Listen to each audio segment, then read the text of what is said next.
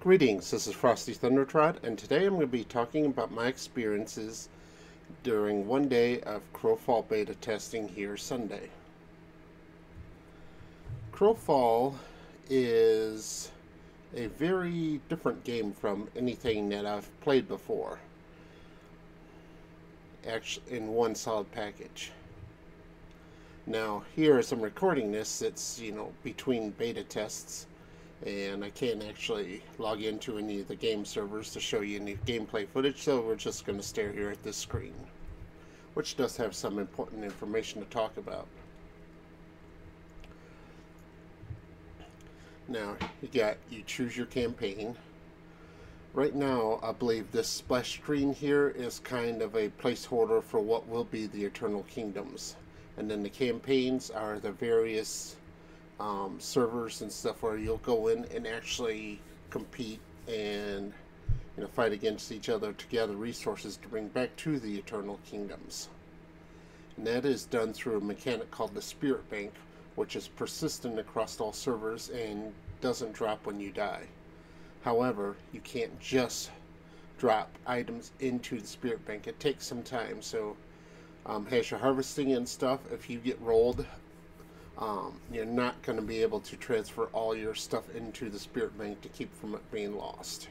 However, as you craft, if you ever so often stop and take time to deposit stuff into your Spirit Bank, you won't lose as much when you inevitably do get rolled.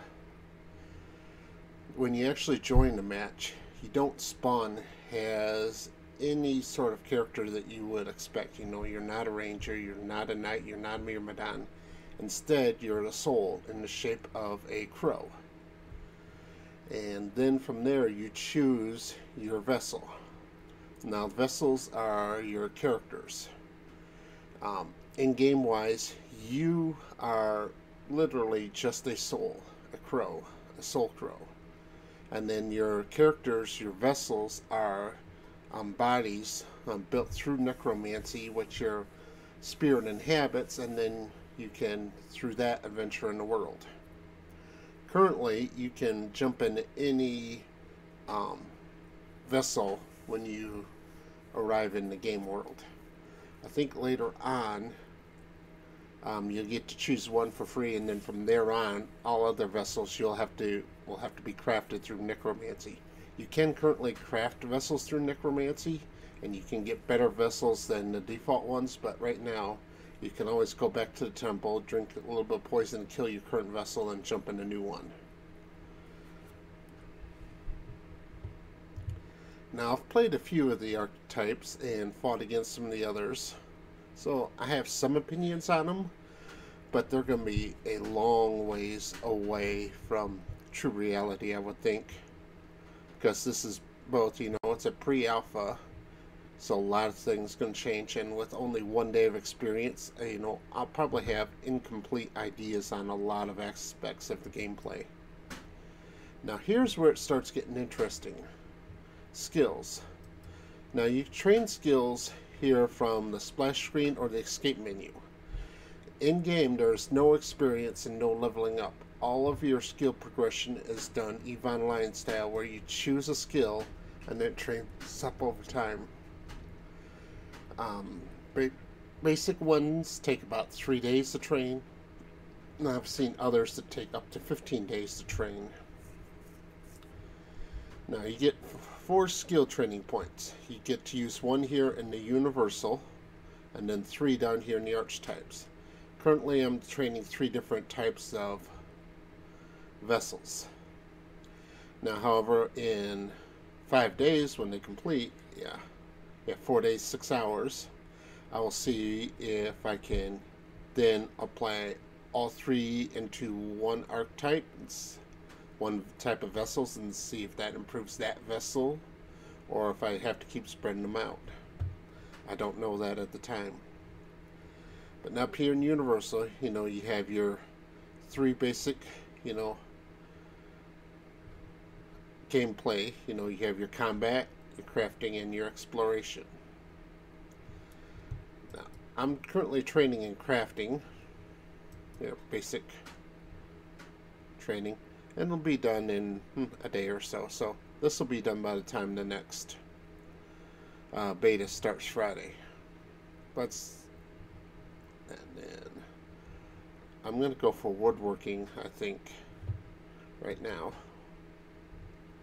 Alright, and then you have exploration. See, each skill has several layers of, and you can go into mass production. And I think at some point you do get to, and then down here you can set up NPC vendors.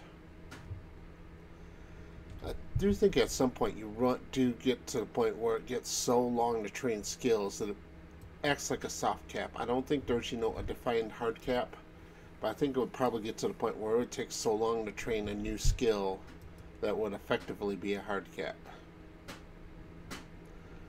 And then let's say, here, like for woodworking, if I want to start off on woodworking, I have to complete you must have it in woodworking basic skills. So I'd have to go back to right here. I have to train up through this one right here to train woodworking. So that'll take a while. Now, since these lines are dotted instead of solid, I'm not entirely sure if I have to go through all of them or some of them, or if I can just go from here to here. Because generally dotted lines means optional and solid lines means mandatory.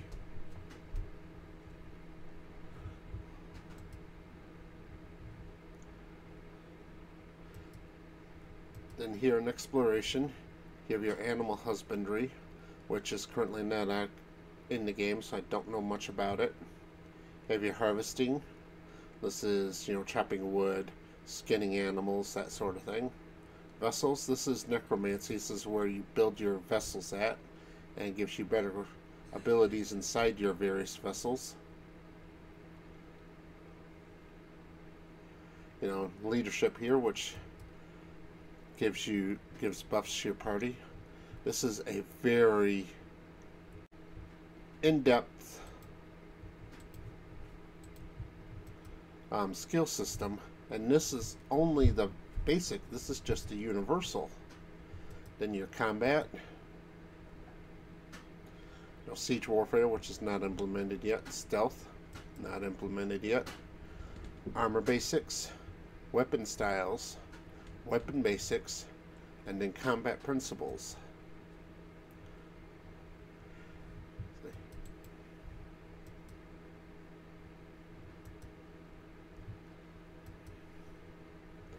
And then from here you can, from weapon basics, you have weapon familiarity, weapon competency,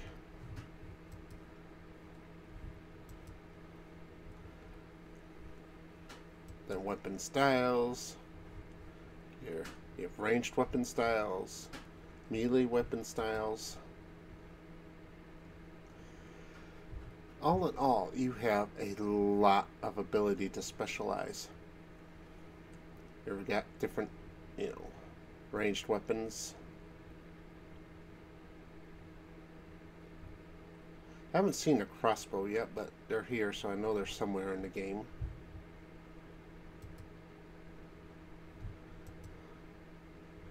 And then you have your armor training skills, armor basics, armor familiarity, armor competency.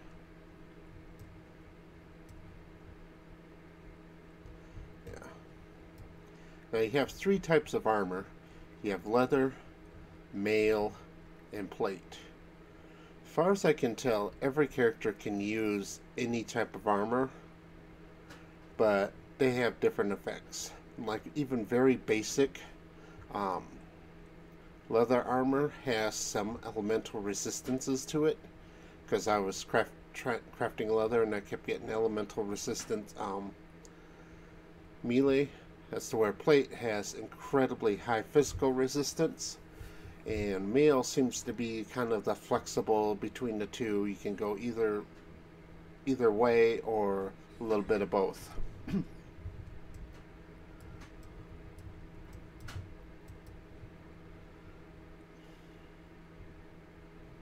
Now down here you get your archetypes. Now some of these I've played, some of them I've fought against, and some of them I've neither played nor fought against. Let's see here. The Templar, Myrmidon. I didn't play or fight against either one of these. The Knight, also did not play against or play with or fight against. Generally speaking, in most PvP games, tanks aren't that valuable because players, won't focus a tank. There's just no reason to do it. However, all three of these are also competent damage dealers. They're not quite at the level of a DPS character, but if you ignore them, you're gonna regret it. And each has different abilities which can help the group. Like the Knight can actually give everybody in the group damage mitigation. I mean, that's a interesting ability. Templars can do a lot of damage. And the same with Myrmidons. They can also do a lot of damage. So while, they are tanks, and for whatever PvE role they might be necessary, but they are still viable in PvP. DPS, Confessor, and the Champion. I played as a Champion and against the Champion.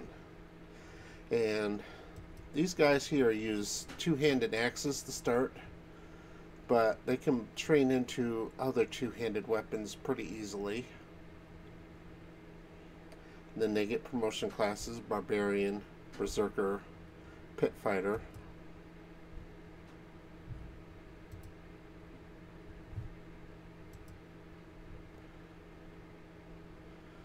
Confessor is what everybody's complaining about being overpowered right now. I didn't play one of these and haven't played against it, but it's essentially a fire mage. Stalker, not implemented. Frostweaver's not implemented. Oops. Support. The Druid and the Legionary. I played both of these. The Druid right now is kind of broken. It's a two-tray character. It starts off with 2 combat trays. I think every vessel can eventually acquire 2 combat trays, but a few of them start off with 2 combat trays. It has the life tray and the death tray. Life is healing and death is damage. Now the Druid has an interesting mechanic where it needs to heal in order to be able to deal damage. And one of the things it can do is to build up its essence it needs for its attack spells. It can just, create orbs, which is its left mouse button attack. And it can just drop off orbs to build essence and then come back and consume the orbs later as it needs them. Or members of the group can use them. Right now there's a bug in its tray switching, so while I did see that the healing of the Druid is extremely powerful, I really wasn't able to test around much with its damage capabilities because you couldn't use most of them because there was a bug in the tray switching mechanic. However, I think the Druid will excel in groups and be kind of hard to play solo. I also played the Legionnaire. And I actually kind of like the Legionnaire. It's a centaur. And it's a healer. It's not as powerful of a healer as the Druid, but it's easier to use. Really what the Legionary excels at is charging groups of enemies and breaking them up. Because it has abilities to charge, which stun. It has abilities which scatter, that knock back groups of enemies. So if your enemy is stacked up, and like group nuking or something, a Legionary can jump in, knock them all back, scatter them around, and allow you to focus fire on 1 or 2 of them easier. Since there's no lock-on mechanic, it's all your attacks are aimed with cursor, being able to separate them out will make it much easier to focus fire, one or two specific characters than, having them all knotted up together.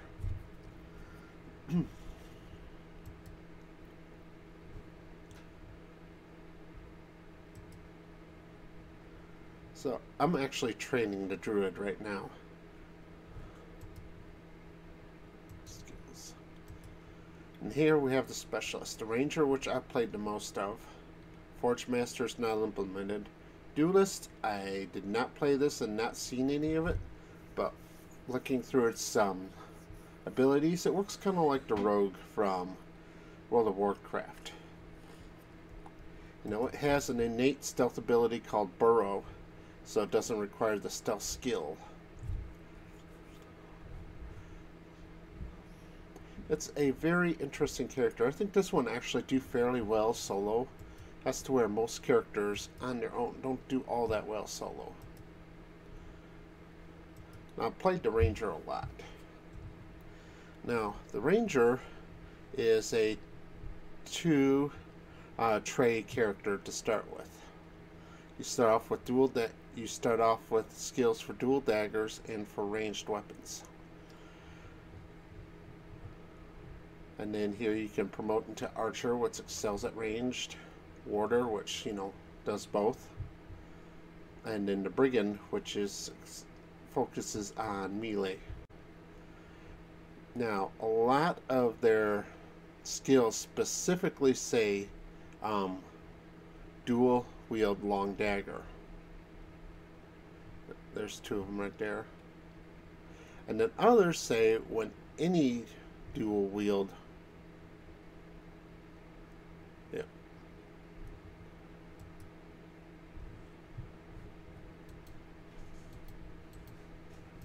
And then others, let's see, get back here, just say any dual wield weapon. Long dagger. Alright, here's one. Increases attack power when any dual wield weapon is equipped. Now there's way, way more that are specifically tied to dual long daggers.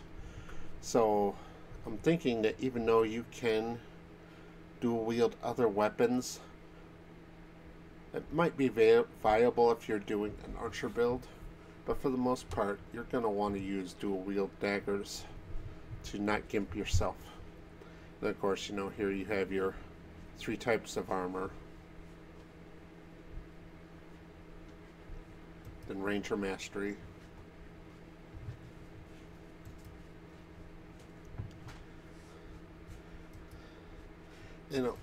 This is going to be an interesting system to work with.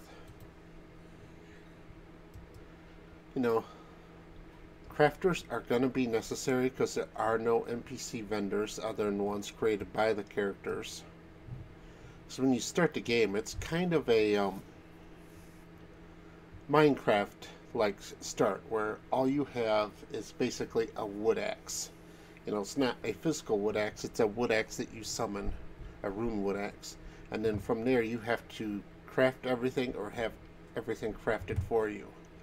I think just about every character, every player will need at least a very basic crafting, just to get started and create basic armor, basic weapons for themselves.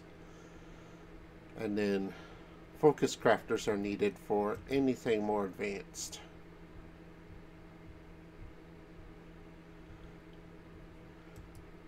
But like I'm interested in going to woodworking, which allows me to make bows and staves.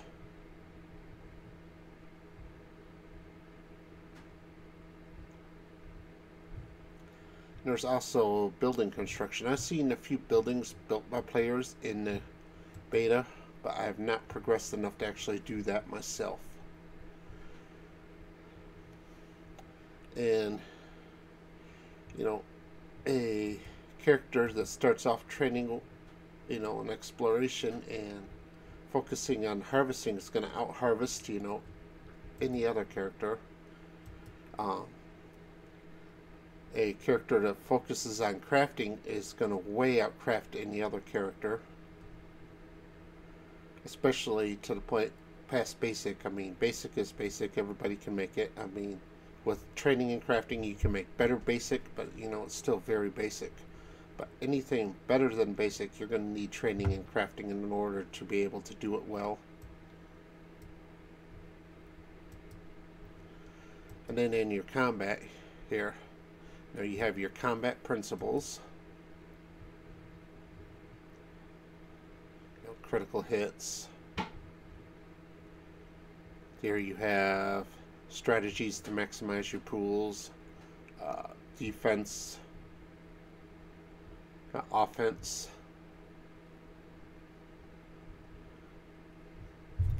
I mean, there is so much customization, and this system is so deep.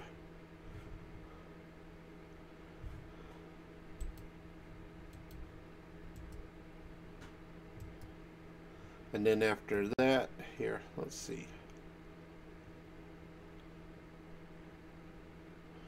Yeah, you need to train half of the combat principles tree just to start training weapon basics. Then of course you got your ranged, your melee.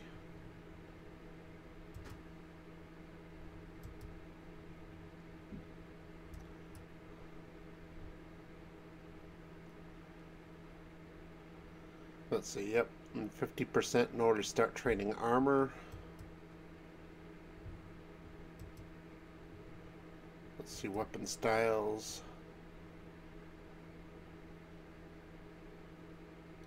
Alright, here you need 50% of the weapon competency tree before you can even start training weapon styles.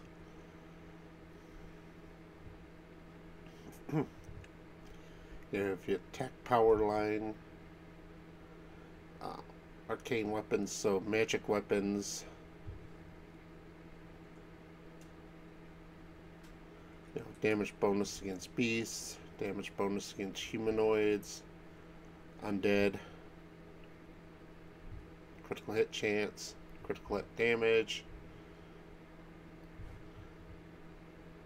you know, ranged weapon styles up here,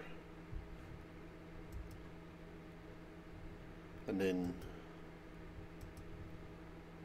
melee weapon styles down here.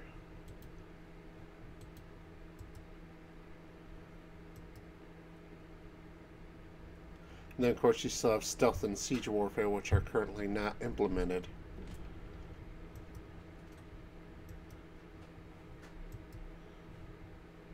Here's just some basic description videos of the currently implemented archetypes. I think you can find these on the website or even on YouTube. You know, graphic basic settings. Now, combat system here is interesting. Like I've said before, there's no tab targeting. Everything is aimed with the cursor. Now, you have up to 10 active powers and 3 passive powers that can be bound to the number keys. And then you have your left mouse button, which is your basic attack, or in the case of the druid, your heal. And then your right mouse button is your defensive ability. So defense abilities generally use stamina. Now for the ranger, your defense is a dodge roll. For the druid, it's a short teleport. For the knight, it's a block. But most of them are dodges or teleports.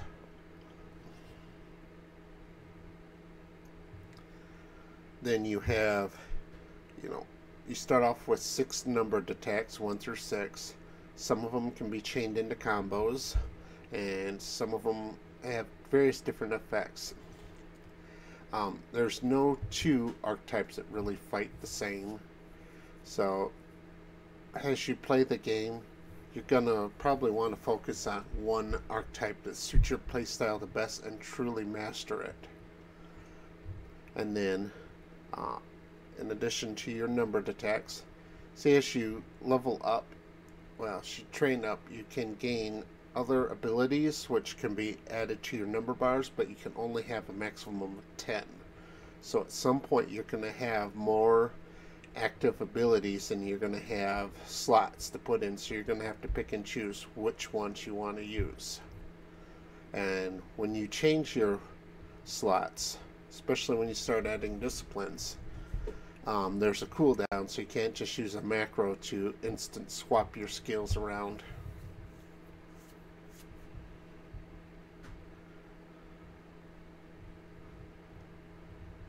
Then there's a reaction or retaliation, which is bound to the E key, which generally triggers when you're have some sort of crowd control applied to you, which will break the crowd control and reverse the situation. And then you have an ultimate ability, usually tied to the C key, which varies from every archetype.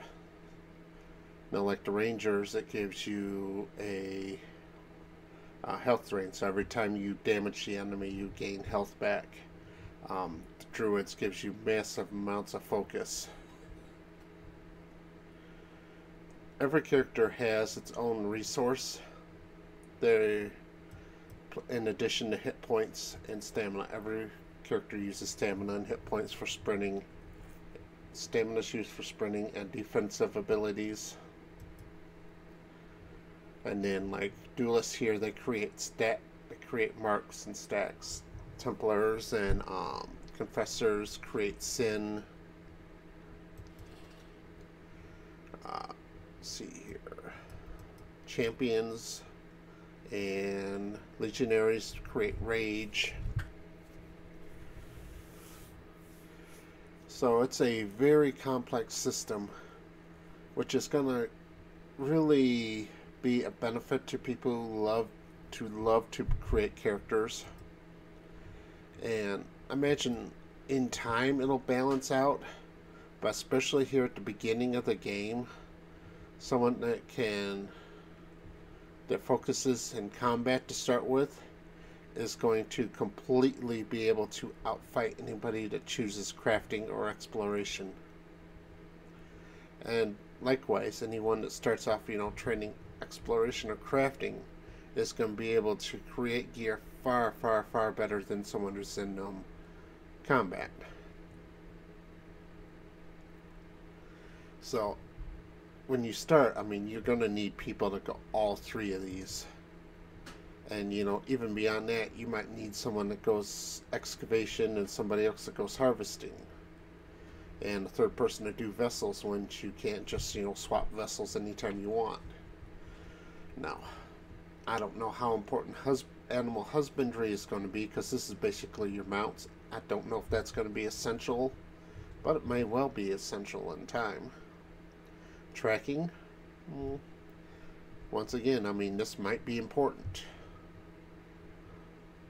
If you're getting, harassed by stealthers that are, harassing your city, you're probably going to need somebody with tracking ability to track them down and expose them.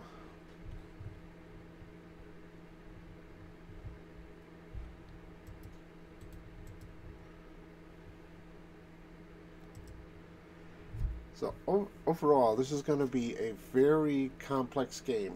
I don't think it's going to have the type of mass appeal that you would see in a general MMO. So it's going to be a kind of a niche game. I really do believe that. But I think it's going to be a game I'm going to enjoy playing for the next several years, providing it, it doesn't end up being another bug fest, of great promise but poor implementation that we had in Shadowbane. Thank you very much for watching.